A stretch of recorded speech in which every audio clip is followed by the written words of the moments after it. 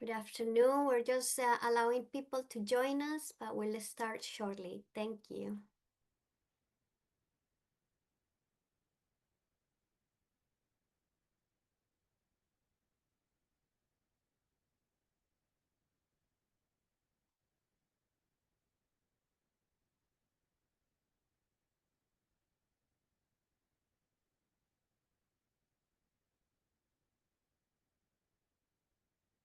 We're just going to give a few more seconds before we officially start.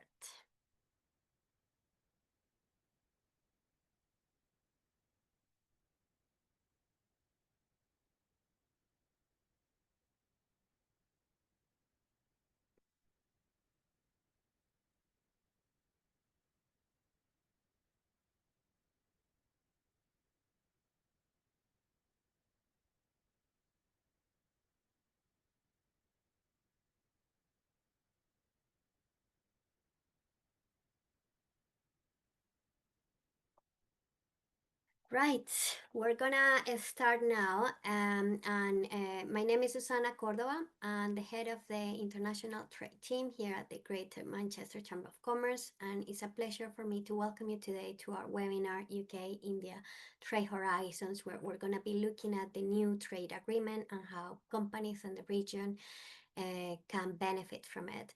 I know we have a mix of companies from India and also Greater Manchester and UK, which is fantastic. So hopefully today's webinar will shed some light some of those bilateral opportunities for companies. I'm also very grateful for our partners today, UK India Business Council and the GM Business Grow Hub, who will be also providing some information about the trade agreement and how we can all help you to grow in this high growth market. Before we officially I start the presentations, I want to let you know that there is a Q&A chat where you can post your questions. There will be a space at the end of the presentations where we're gonna go through with the panelists and you can post your questions live. But if you want to put your questions on the chat box, please do, and we'll pick them up at that time. The session will also be recorded, and both slides and recording link will be sent to all the delegates that have registered with us. So as I said, today we have a busy agenda. It's just an hour, but we hope that it will give you enough food for thought. We're going to start with a bit of understanding of where the current trade is between the UK, the Northwest, and especially Greater Manchester with India, and some of the trends and potential opportunities. And then I'll hand it over to Chris Hayes, director at the UK IBC, which is going to dive into the FTA and specific opportunities. Then we'll have the Q&A session, some final remarks, and then, that will be the close.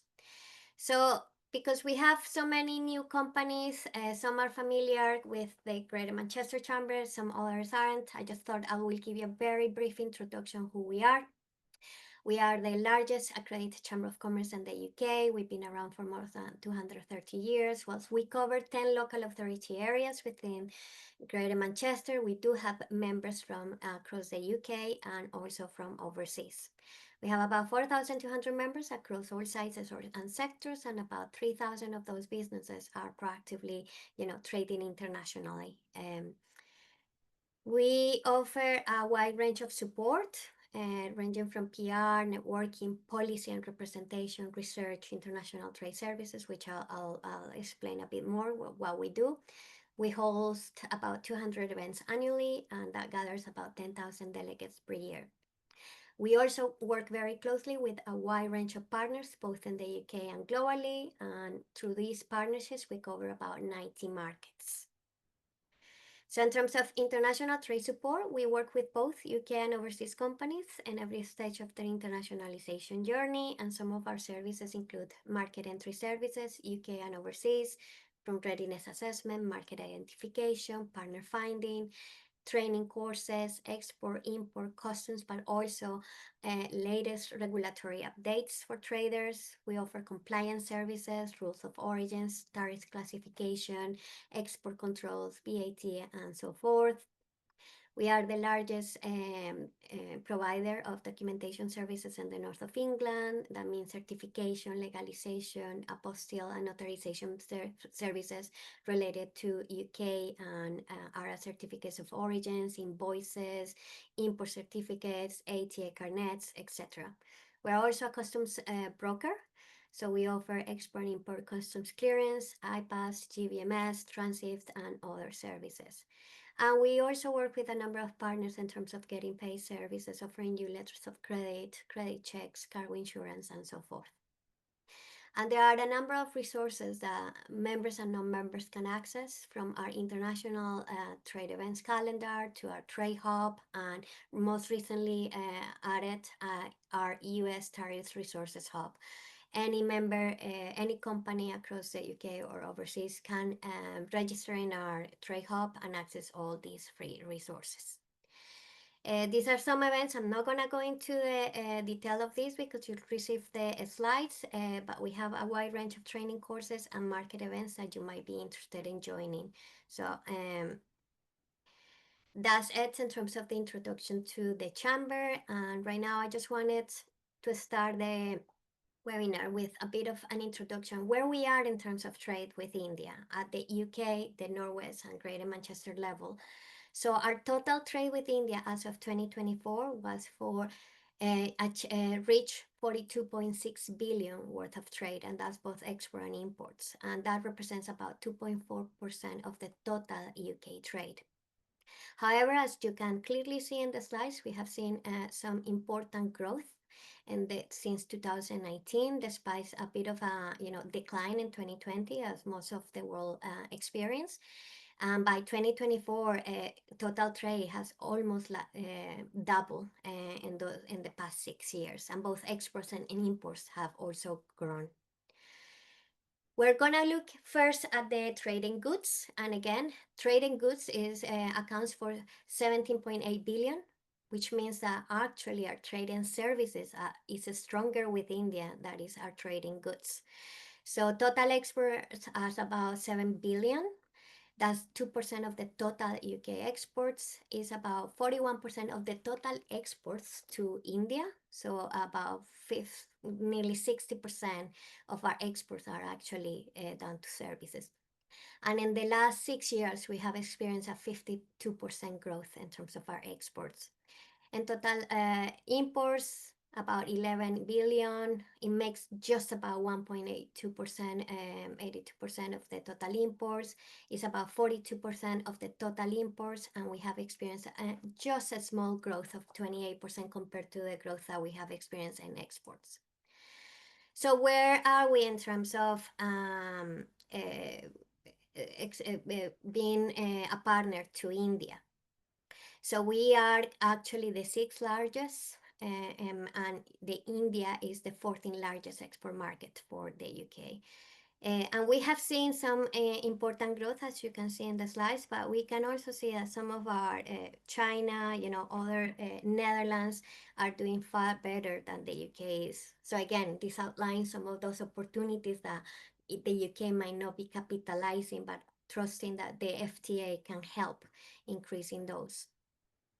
In terms of the top exporting regions to India, London takes the bite with 1.8 billion, followed by the Southeast, Scotland, and the Northwest is kind of sitting in the middle of the pack across all the UK regions.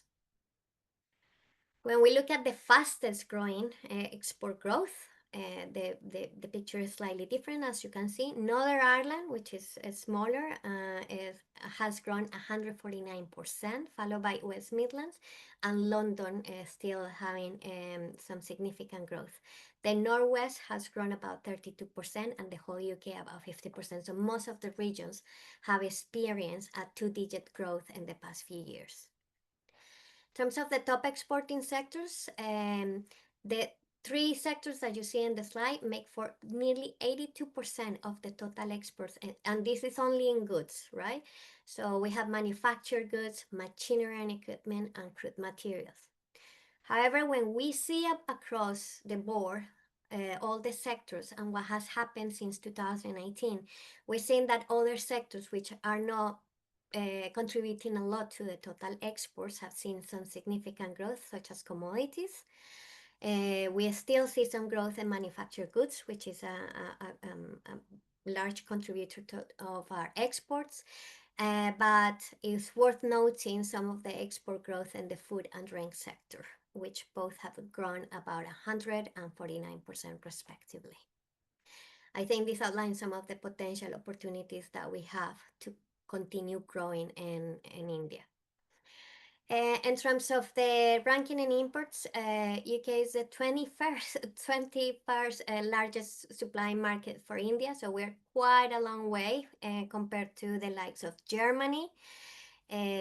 Although I think from the European point of view, UK and Germany kind of take the lead in terms of the trading with India. So again, lots for us to kind of grow, but we can see that there is a lot of competition as well. India is the 16th largest supply market for us, so again, a lot of potential for Indian, exports to the UK. In terms of the top importing regions, we have London again, taking 2.1 billion worth of imports, followed by the Southeast and then the West Midlands. And again, the Northwest is about in the middle of the pack across the UK.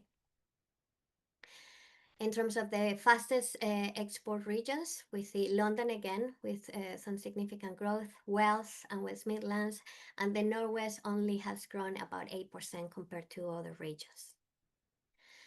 The top importing sectors is slightly different to the exporting, but machinery takes the lead in terms of imports, followed by miscellaneous manufacturers and manufactured goods. All those three make for 66% of our total imports. And then again, when we see the trends in the last 6 years, huge growth for chemicals in terms of imports, manufactured goods and machinery is still, registering some positive growth. And then again, food and live animals seeing some important growth as well.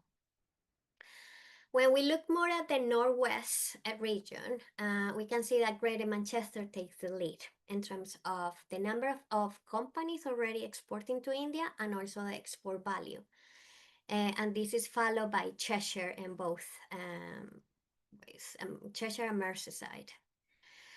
When we look at the last 6 years again and see how much is grown or contracted, we've seen that it's not been proportional. While there has been less companies exporting to India, export value actually has grown about 114% for Greater Manchester. It's the same for Cheshire, seeing a contraction in the number of companies, but growing about 66% in terms of their export value. Some contractions in Cumbria and Lancashire, and Merseyside also showing a growth of about 41%.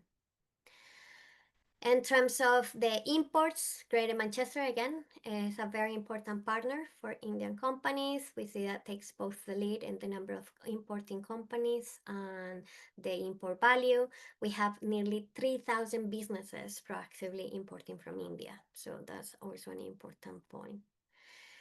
When we look at the performance, again, we're seeing a huge growth for Cheshire and Cumbria and Merseyside in terms of the import value, and some growth in terms of the number of importing companies for Lancashire primarily.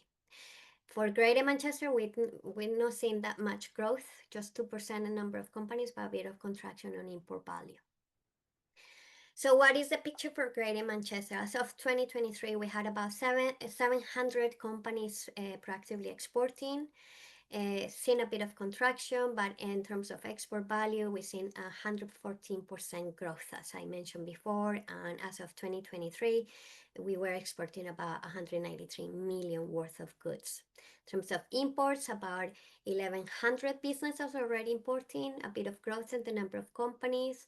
The number of the import value at 262 million, and seeing a bit of contraction. And we can see that as with the UK, the Northwest and Greater Manchester, we actually have a negative trade balance with India. In terms of trade of services, because data is a bit different as it is for goods, I will show you more of what it is at the UK level.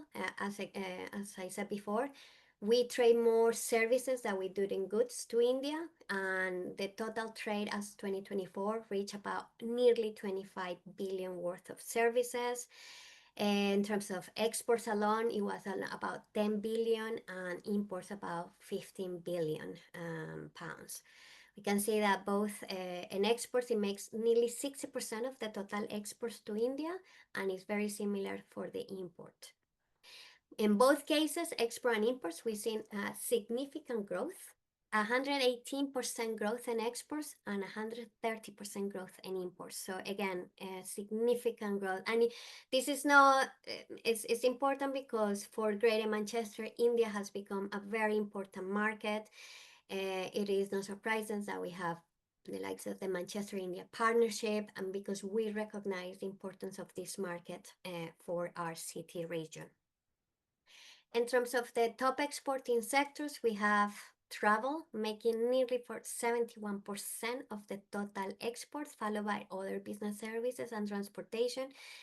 And when we see the last 6 years, the trends that we've seen, travel continues to have a strong growth, but I want to point out some important growth in terms of construction services, insurance and pension, telecommunications, personal, cultural, recreational services. I mean, all of them are showing some significant growth and some opportunities for UK companies, especially in GM, to tap into. Where we are in terms of the ranking and exports, India is the 17th largest export market for UK exports, which is surprising for all that we are doing. And imports from the UK into India grew by 99%. But still, we kind of long way. India could also be doing more with the UK. When we look at the Northwest and Greater Manchester in terms of the services, again, 46% of the total exports come from the Greater Manchester region, amounting about 739 million. This is excluding travel as of 2022. And then the most significant sector of exports for GM is actually other service industries. In terms of importing sectors, we see other businesses, travel and telecommunications make for 93% of the total importing that we do from India. And when we go and see some of the trends in the last 6 years, again, we're seeing financial service, intellectual property, travel, telecommunications in some very significant growth, other business services as well. So a lot of opportunities for increasing our bilateral trade. Again, India is the 6th largest supply market for services imported from by the UK, and these have grown about 80%. And as I said, data for services is a bit outdated. The max that we can get is up to 2022, so things might have slightly changed in the last 2 years. But I think this still gives us a good picture of where we are in terms of trade. And then in terms of the Northwest and GM trade, in the importing side, again, Greater Manchester, the largest trading partner for India within the Northwest. And again, most of what we import from India will be within the other service industries. And this is just a quick overview because I know Chris is gonna delve more into the specific opportunities, but there is about 10 billion worth of untapped export potential for UK companies to India. And this is across all sectors. This might just look into primarily some of the goods, but there is also opportunities in the service, as you've seen also in the previous slides. And then on the other way around, India could be exporting an additionally $7.5 billion across all the sectors that you see in the slide. So a lot of potential, and I believe that the free trade agreement will enable some of this growth. It's not just trade, it's also investment and the two-way investment side of things. So yeah, that's it for me at the minute. So I want to hand over to Chris, who's gonna really talk you through the trade agreement and the key opportunities for British companies. So welcome, Chris. Thanks, Susanna, and a huge thank you to Greater Manchester Chamber as well for all your support that you've given on creating this webinar. So I'm a director at UK India Business Council. For those of you who don't know us, we're a not-for-profit strategic advisory and consultancy business. And we only deal in the UK-India trade corridor, no other jurisdiction. And so far, we've supported around 850 companies on their journey. As you can probably tell from my accent, I'm not from Manchester, but I'm from the other end of the M62. But I promise you, I won't be talking about football today, mainly because I'm an Everton fan. So, nothing much to talk about there. I'm going to build a little bit on what Susanna said in terms of the activities that are happening between the UK and India. And I think that's important to talk about that narrative before we get into the detail of the free trade agreement and what that means for businesses in the Manchester region, because that also sets the context of the direction of travel that we've been on with India. Obviously, we've got a shared history and we're now maturing that relationship through a number of initiatives. Before I start, I'm an accountant, so I love numbers, and I always love to sort of throw out some of these numbers because the scale and size of opportunity in India is something which is, phenomenal. It is India's decade essentially. And before I worked on the India market in 2010, I used to live out in Shanghai in China, and I think a lot of the stats that I give now are similar to what was happening in China during that decade of growth that they went through. So let me just give you some of these stats then. Okay, so India is now the world's largest population, 1.4 billion people. The stat that always sort of blows my mind is that over the next decade, India will account for 20% of the world's growth. So that will come from one country. India historically was around the sort of couple of years ago was around the sixth largest economy in the world. It then last year overtook the UK to be the fifth largest economy in the world, and last month it overtook Japan to be the fourth largest economy in the world. It's expected to overtake Germany as the third largest in the next 2 years.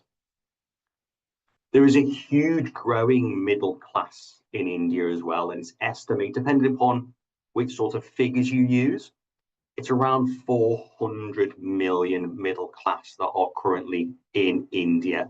And that obviously creates huge opportunities for UK companies. You saw in Susanna's slides about Scotland and how well Scotland is doing. India is the largest taker of Scotch whisky, for instance, in the world by volume. And there's some items in the FTA which will help to increase those aspects as well. If you also look at the sort of the average sort of person or shopper in India, it's very much a digital economy. So 700 million online shoppers for you to be able to talk to and look at.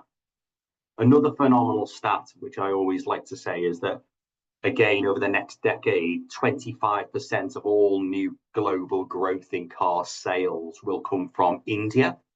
At the moment, around 7% of families have access to a car. And obviously, as that middle class grows and as disposable income goes up, then that will only increase. And then the final stat is that India is going to spend around £500 billion on clean energy over the next decade. It already has the largest solar farm in the world and is creating huge offshore wind opportunities. But again, there is skills and knowledge that we have in the UK that we're able to transfer and take over to the Indian market. Next slide, please. I wanted to just set out here just some of the companies that have already been successful in India, because that just gives you an idea. So starting off with JCB. So in 1979, JCB decided to open their first factory over in India. Now they have 6 state-of-the-art facilities. They employ 7,000 people directly, and they supply India, Africa, and the whole of Southeast Asia from these factories. Rolls-Royce as well have 5 sites across India. They employ 1,000 highly skilled engineers. They have R&D centers focusing on marine and power systems in Pune, and then in Bangalore, they have aerospace division, which is working on new jet engines. Now, they're obviously big household name companies. Perhaps some smaller companies from sort of within the Northwest as well, or within the North. One company, Radio Design, they manufacture specialist solutions for mobile phone networks, defense, aerospace markets. They're headquartered in Shipley in the West Yorkshire, and they've just recently opened up a new global operations manufacturing facility in India. Just down the road in Kiel, there's a Biocomposites who supply hospitals in India with medical devices for complex bone and joint operations. And then also there is an organization called PJ Valves.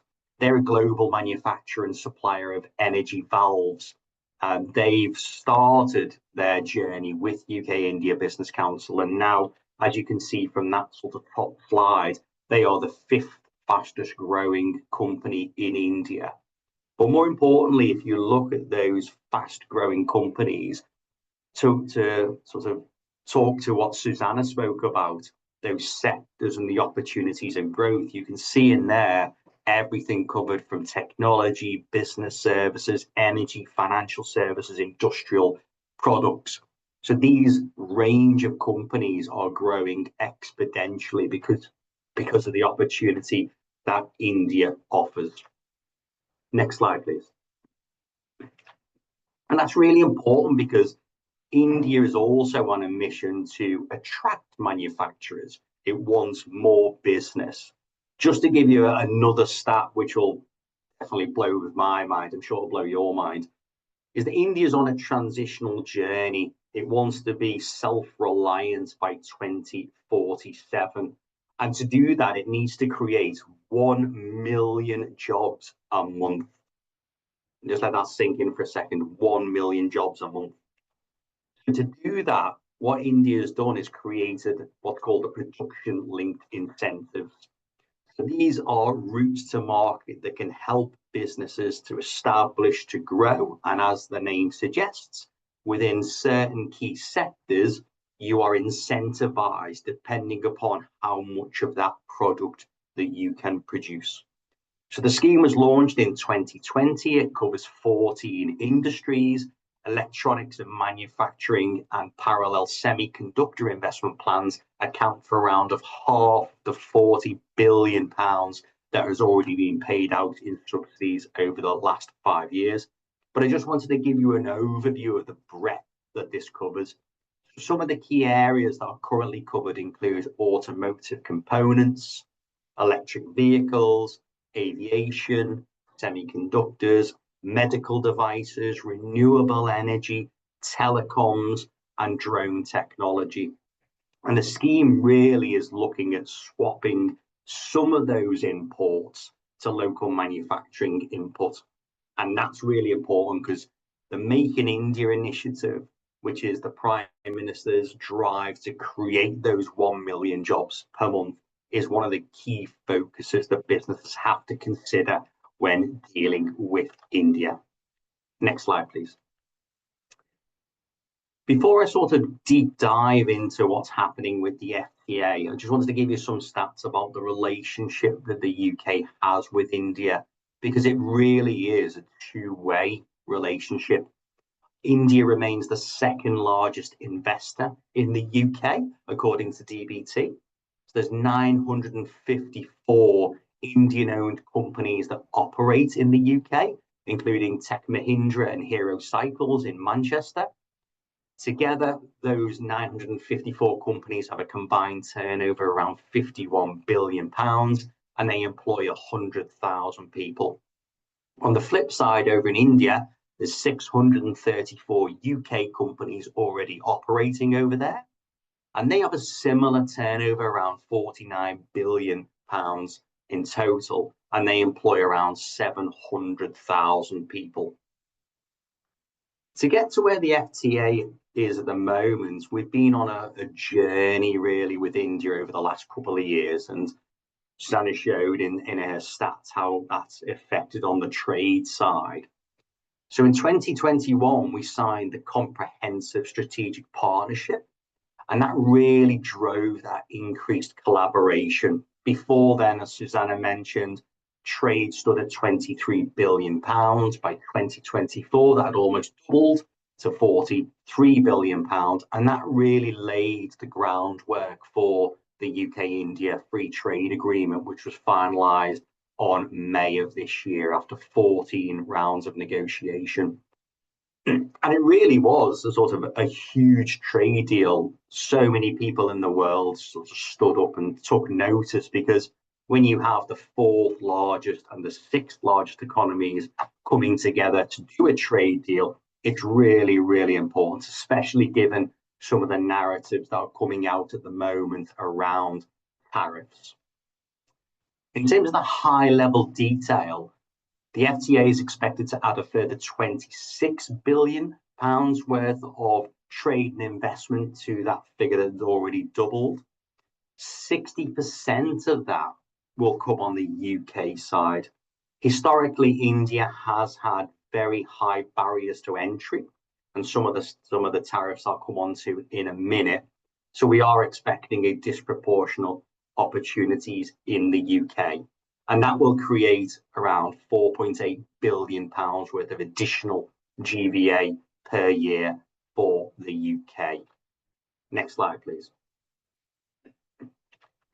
If we just look at some of the detail then. So the deal will slash Indian tariffs on key products such as whiskey, automotive, medical devices.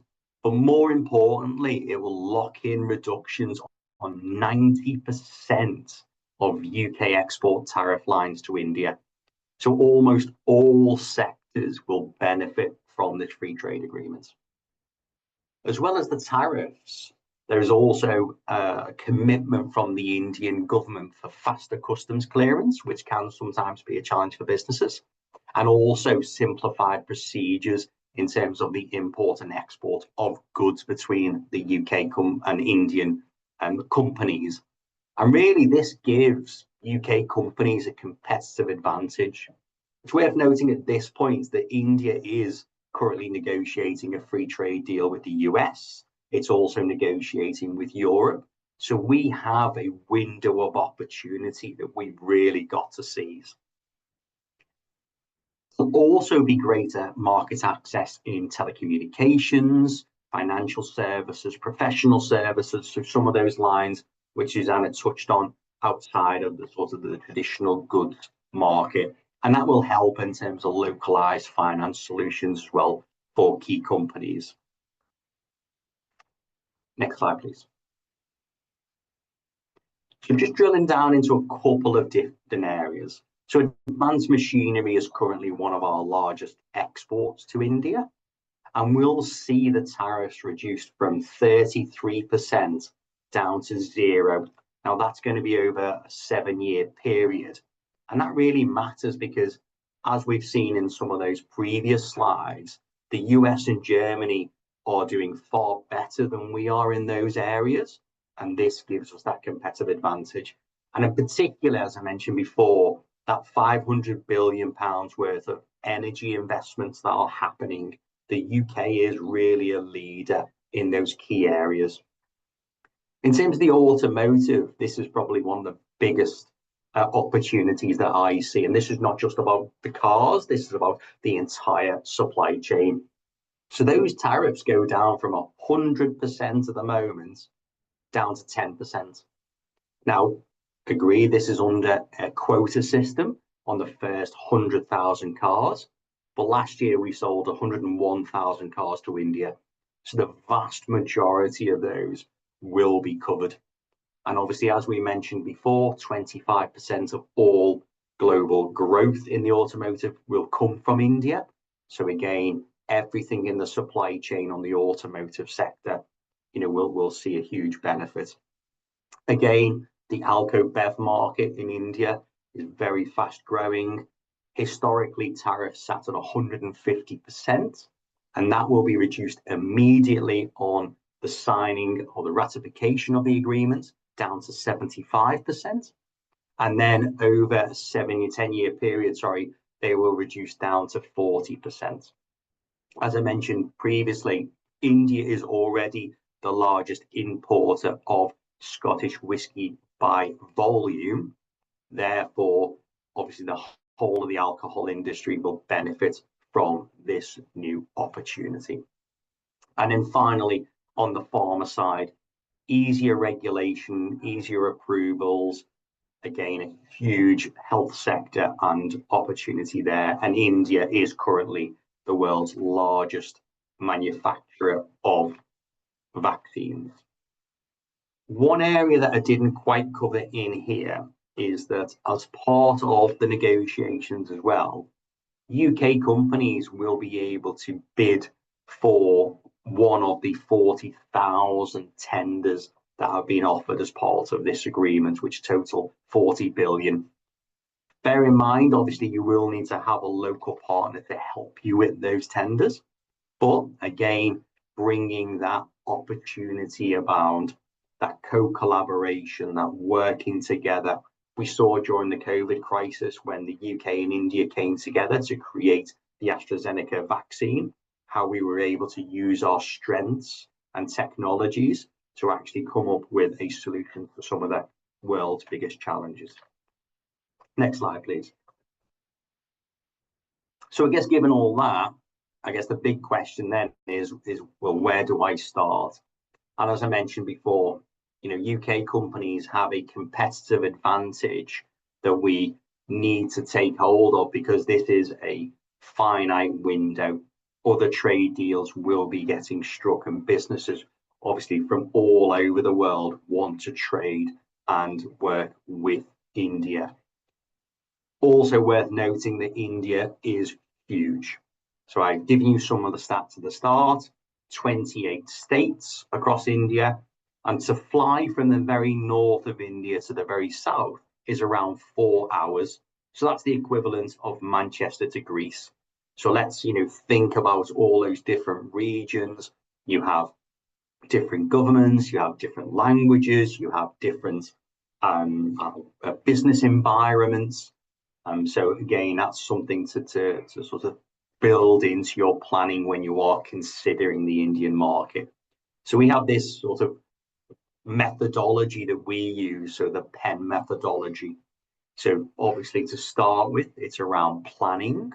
So thinking about some key things around what's the best business model for you, looking for whether you require an Indian partner or not, and what does that Indian partner look like? What are the benefits of the FTA? How can I utilize those to enhance my business? Something that Susanna sort of touched on before, rules of origin.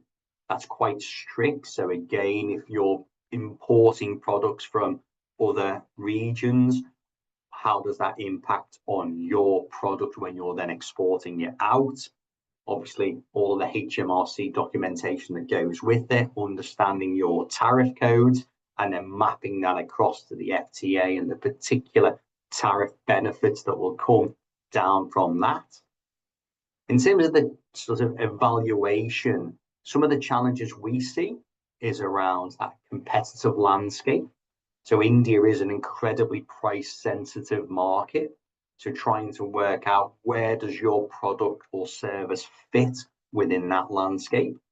I touched on it just before around those regional differences, the equivalent of you exporting from the UK to France, exporting to Romania, exporting to Italy. You have a very different strategy. The same needs to be undertaken for India and the 28 different states. And then one of the other key challenges around the partners. So trying to ensure that you have done your due diligence on any possible partners. Just because they have a shiny website, just because they say they can deliver something, can they? So asking follow-on questions, trying to understand, getting the case studies, doing your due diligence, getting some advice. And I guess the final area then is around the navigation. So the most important thing is obviously to look at the market. There's lots of opportunities for you to go out as part of various trade missions, regional support from DBT, export services. I took a large mission from West Yorkshire over to Mumbai in February, and I'm sure there'll be far more missions coming up now as the UK prepares businesses on this direction of travel towards the ratification of the FTA. Next slide, please. One of the things that we have created for businesses is our FTA readiness survey. So apologies, 2 QR codes here on the screen. On the left is my details. So if you want to get in touch with me, we're more than happy to talk to businesses around how they can start their journey, or if you're already on your journey, how we can help you to grow. But on the right-hand side, we've created an FTA readiness survey. So really simple opportunity. Go through that. It takes 2 minutes to complete, and then it will email you a report on how ready you are to maximize the opportunities of the FTA, but more importantly, what is the learnings that you need to do in the next couple of months to help you to get ready for the FTA. That's sort of an overview. I'm sure there'll be plenty of questions, but thanks very much, Susanna, again for this opportunity to speak. Thank you so much, Chris. That was a very useful, presentation of what the FTA can cover. I'm sure, obviously, as Chris said, there is a lot more to consider. Now, I would like to welcome and open the floor for questions. Lauren, I cannot see the chat, so I can't tell if there is any questions or not. So I will rely on you to let me know if there are any questions. If not, I can kick off with some I have on my own. But yeah, is there any questions? This is more about, I'm gonna ask, Nishan, Nishan. You heard from Chris, you heard from me, but I want to welcome Ishan. And Ishan, if you can just briefly introduce yourself, what the GM Business Growth Hub is and how you guys also can support those businesses, and scaling up. That would be great. Sure. Thanks, Susanna, and thanks, Chris. That was a really interesting presentation, both of you. So I'm an international growth advisor with the Growth Hub here in Manchester. So my job is to help and advise and support any companies who are looking to export to India. Just a little background about myself. I've actually been working as I'm Indian myself. I actually launched. I've worked with many companies, several companies, I should say, to grow their business in India. I was the general manager for a new division for L'Oreal in India back in the 90s. That went very well. We grew from scratch to really a good business today. Actually, all the businesses that I've been involved in, I'm not saying it's because of me, but they've done well in India. And this is from quite a long way back, before India was less as open as it is today. So I worked with L'Oreal. We grew the business very successfully. I worked with Henkel when I was running South Asia, which is another beauty business.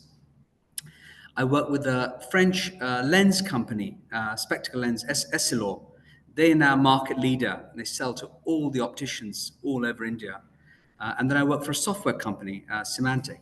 So I think it's a very good market. It has been for a long time. It's a funny market because when you look at India, it can be scary when you arrive. You say, oh my God, the traffic, the people, it looks very scary.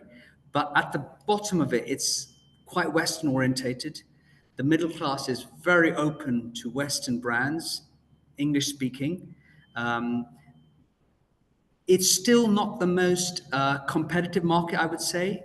The chances are, if you're a new company, you may find you have an advantage because it's still not. It's more of a consumer market than a manufacturing market, to be honest. And now I really feel that we've reached a kind of tipping point, and there is kind of growth and scale happening. And if you take different sectors, Chris, you were talking about flights earlier this morning. Flight volume is just staggering at the moment, I think you mentioned 200 airports being built. So you can imagine the growth. Anyone in the aviation sector needs to look at that. Medical, people don't really, unless you're aware, there's these hospital groups. There's one called Apollo, there's another Gleneagles. They're just booming. I mean, the number of hospitals opening up across India, it's like it's a time capsule compressed. Education is another field which is people don't think of necessarily. It's growing now because foreign universities now allowed to open in India. And then there's a consumer market. There's the alcohol. There's automotive. It is really a good time to get involved. The other thing I would say personally, although India had a bad reputation for customs clearance, logistics, India's a funny place. There are always workarounds. For example, in India, there's something called a customs clearance agent, and they're not very expensive, and their job is to clear products for you. The non-tariff barriers were never that high anyway, compared to countries like Korea or China or Vietnam. So yeah, I mean, basically, I think this timing is right. The market is big. It's not huge yet, but this is the time it's scaling. So I would encourage any company who's interested, give us a call. We're there to help and support you. Thank you, Sean. And Chris, you made allusion obviously to the scale of the Yeah. country. It's huge. And so can you provide a bit more insights in terms of any big cultural differences or things that companies need to consider, whether they're dealing with the north, the south, the east, the west of India? And because we had a lot of companies saying yes, we want to export to India, but obviously India is huge. How did you select which is the best region for you to kind of especially you're a small company, how did you go on to identify the best part of India, and maybe some top tips on how to navigate that, what you mentioned, the top tips that you were saying about partner finding, not just take the word for it. And a bit more on that will be great. Thank you. Yeah, so the starting point is really looking at your product and matching that to India's need. So as sort of Aishan mentioned, there's huge appetite, and there is still a huge affiliation and that British brand value that adds quality. So people are looking, particularly as I said about that growing middle class. You'll obviously be familiar with, the likes of the Mumbai, Delhi, Bangalore, but take for instance the largest state in India, UP, Uttar Pradesh. 200 million people live in that one state. So so it's almost like there's markets within markets in India, and that's really the importance of doing your research and understanding. Okay, where is best for my product? We also then, when we look at those projects, we try to factor in lots more thinking. Logistics throughout India is challenging, less challenging. Aishan mentioned, obviously, that ease of doing business has got far easier. There was an introduction of something called the GST, which is the goods and service tax, which actually took what was 28 different systems and basically created one system. So moving goods from one state to another state now is far more easy than it was historically. So looking at that landscape, and it depends again on what your product is. So for instance, I'm working with a company at the moment from West Yorkshire who produce very high-end electric heaters. Then there's certain parts of India, it never goes below sort of 25 degrees. They're not going to require that. But again, that opportunity within that northern half of India is huge. And again, their customer base that they're looking for is a very small customer base of the 1.4 billion people. So it's working out who are they looking for, and then looking also at those regions that are easier to do business. So we do a survey every year looking at the regions that are the easiest to do business. Maharashtra always comes out as the easiest place to do business. It's obviously the financial capital, Aishan's smiling there. Aishan, are you from Maharashtra originally? No, I totally agree. I'm from the other side. I'm from the place where people don't do any work, Bengal. Oh no, Bengal But people like always, to eat and drink. Yeah, exactly. But always comes out. I based in Bombay, and totally Yeah, agree. I lived in Bombay for most of my life, and yeah, definitely it's a very, very good place to do business. The culture's very yeah, westernized. Uh, Law works. Things work in Maharashtra. Yeah, yeah, yeah, yeah. And that's another thing you have to factor in is the state government is very different from the federal government. And what does that look like? So as an example, at the moment, we're taking it in a very luxury mobile phone company into India at the moment. And we've identified both Bangalore and Mumbai as opportunities. Bangalore being the sort of the tech savvy tech center, almost like the Silicon Valley, as it were, of India, and then Mumbai being the financial hub, almost being the New York of India, lots of high net worth individuals. So I guess it depends whether you're a premium product, and again, depending upon which sector you're based in. You know, if you're looking within the automotive sector, then Chennai is the place to be. If you're looking within the aerospace sector, and again, Bangalore has opportunities. But also, there's so many tier two, tier three cities that are up and coming and offer huge opportunities, whether that's in Jaipur, whether that's in Kolkata, that there's so so the key thing that I'm getting back to is it's all about that research, spending a bit of time. In terms of the culture, India is very much built on relationships.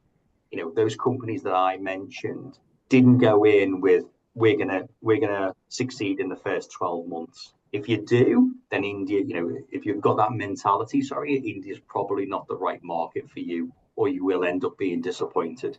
It's very much a long game. The first time you go over to India, when you meet people, don't be surprised if the talk is around family. If it's very, not business at all, it's more about the investing in the people.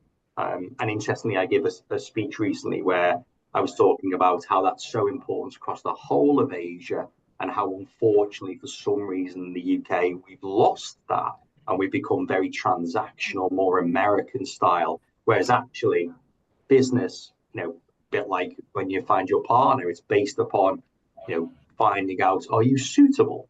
Do you match together? Do you have the same vision and values? Do you have that same ethics that you want to deal with? And that's again really important when we do our partner identification. We don't just go and say, look at this company. We actually build a detailed matrix, because that way then there's more chance of success at the end. And also that's going to be a long-term partnership. Let's say once you've found those long-term partnerships, it's important that you service those on a regular basis. Yeah, thank you. Well, we I do just have. have a question coming. It's from. Do you want me to go ahead? Yeah, I actually can see it now. Oh, do you want to So, go ahead, yeah. Susanna? So the question is, with the FTA, could UK become a getaway for EU companies to enter India through their local subsidiaries here? What would Potentially, yes, but it comes back to that sort of rules of origin as well. So the rules of origin will come in, I mean, you could argue that the UK is an incredibly, exciting place. We have the trade deal that we've done with the US. You have the trade deal we've done with India. You have, a much more mature conversation going on with Europe as well. So the UK has the ability to benefit from all of these trade deals. And in the same way, post Brexit, a lot of UK companies had to set up, facilities either in Dublin, in Germany, or in Holland. You could see opportunities for other countries setting up opportunities in the UK. But as I mentioned, the advantage that we have in the UK is around that rules of origin. And that will be, you couldn't imagine a Chinese manufacturer, setting up a small subsidiary in the UK, routing product from China to the UK to try to benefit from those tariffs. It simply wouldn't work on the rules of origin classifications. Yeah. And I think it depends. I mean, just adding on the rules of origin, it depends on what not just the UK India trade agreement is. Any trade agreement you have to kind of work out what the trade agreements that you're working with will allow. If it's bilateral, accumulation or diagonal accumulation, all those things will come into play. Whether you can move things as easy or not between Yeah. countries and still claim origin. So that's something that obviously our team can help, but I will say obviously on the other side, understanding what's happened on the ground in India, then you have the likes of UK IBC to help you on the ground and with partners. uh, is there any? Can I just mention one other point, which I think is incredibly important?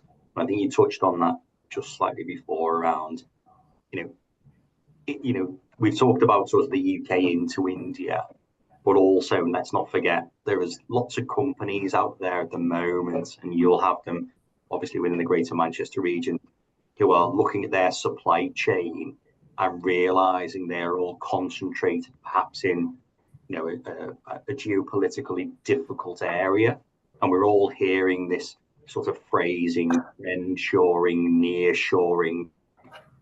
I think India offers a real opportunity for companies to diversify and de-risk their supply chain. And given the free trade agreement, that again is a really important area. There's some phenomenal manufacturing companies that are out of India that can produce almost anything that you would need.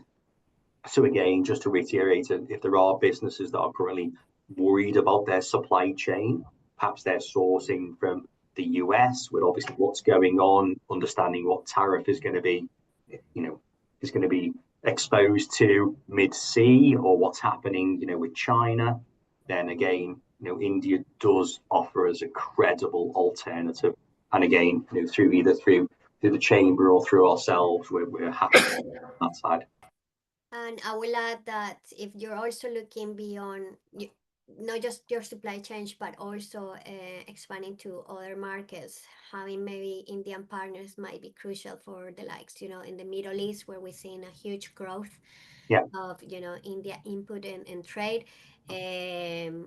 So that partnership can really help you to kind of expand into other markets.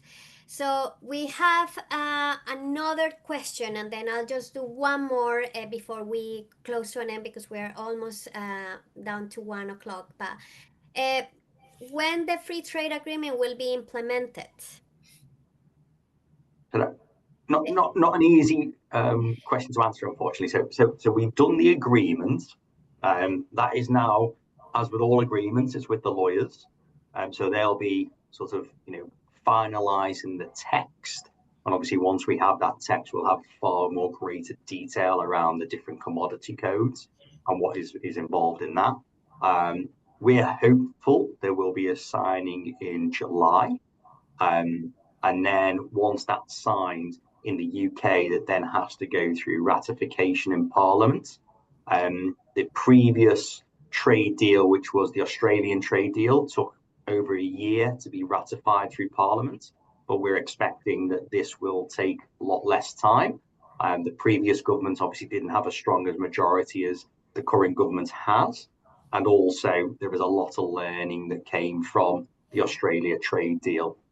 So we're expecting something around the end of this year. Yeah. Is that fingers crossed? Yeah, and the most important thing is that businesses shouldn't wait until then, because if you just wait until January to actually start, then it's going to take you at least 6 months to be in a position to be able to benefit from that free trade agreement. So businesses should be thinking about that now, should be doing that identification, should be doing that research, so that once that that becomes the law in the UK, then straight away you're able to benefit from that. Yeah, so this is a good moment to do a scoping. We have a couple of more questions, but because we are just closing to an end, I'm just gonna quickly answer one. Is, can Indian ease visa restrictions for British nationals for people born in Pakistan? I think that's a loaded question, and every time that we talk on immigration, the answer is, we have a new immigration system, new things, and I'm not sure how much that will influence that. I know there has been a lot of talks and easing, mobility to promote trade and investment, but I'm not sure about, the visa restrictions, how much they can be lifted, depending on your where you were born. The other one, is there anything more to say on the financial professional services provisions? Are they as strong as other FTAs?